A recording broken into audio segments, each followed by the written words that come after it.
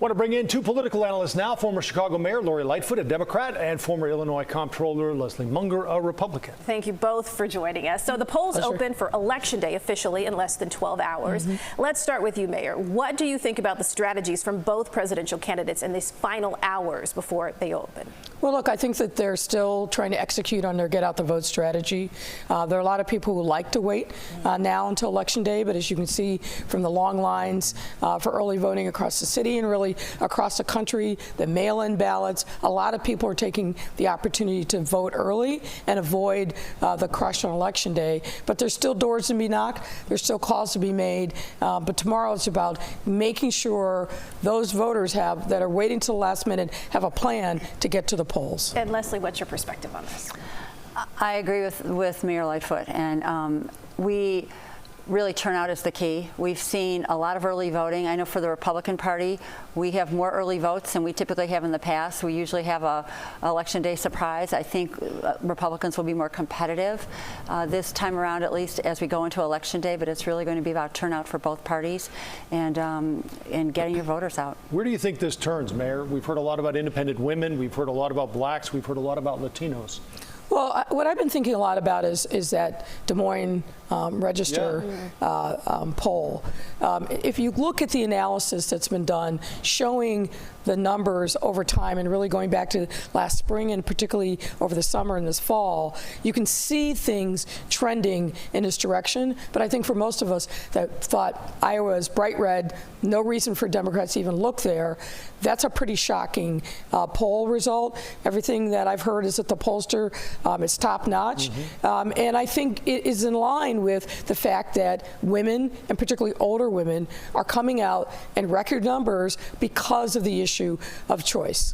And if that trend holds and Iowa feels like it's the canary in the mine shaft, perhaps, that could be a crucial turning, not only across the country, but particularly in swing states. I think anything can happen at this point, although I will say, to me, the Iowa poll looks like an outlier. Everything has shown that Trump actually has been leading in Iowa up until this poll. And that said, the race is very close. It's up a point, down a point, one way or the other, all the way across. I do think that people are going to be voting based on what the #1 issue is with voters, and that is inflation, the economy. People cannot afford food, gas. That is the big thing, and that's what's going to turn out voters. But what I'll say, though, is Trump is not running this last week, and particularly these last few big rallies, like he is a winner, that he feels like he's got confidence. He's saying a lot of very bizarre things. He's acting in a very bizarre way. And the fact that they haven't been openly pushing back on all the absolute berserk things that RFK Jr. has been saying says something to me. I don't know what. We'll find out in a day or two. But they're not running a campaign that's disciplined. It seems like the wheels are off a bit. But, obviously he's got numbers out there. He's got people that are going to support him no matter what. But I think you're right. It is going to come down to turnout. People are definitely voting their pocketbook, but I watched a lot of coverage today from Pennsylvania, and particularly in places like Allentown and other places in Pennsylvania that have a high Puerto Rican and Latinx population. Those comments from that Madison Square Garden event are still resonating with people and bringing people to the polls that had said, I wasn't even going to vote. Now, of course, we're tracking whether there have been issues like on the West Coast up in Oregon and Washington with the ballots being set on fire. But generally, though, there has been a sentiment within the Trump campaign about some questioning the election even now. Do you think that that's something that he should be staying away from? And given the outcome will probably be days away from now, what do you think that he will do in terms of contesting the election? I think it's definitely something he should be staying away from. Really, it's clear President Biden won the election, and the policies that we have today are a result of him being president for 4 years. And I think that is what President Trump is running on right now.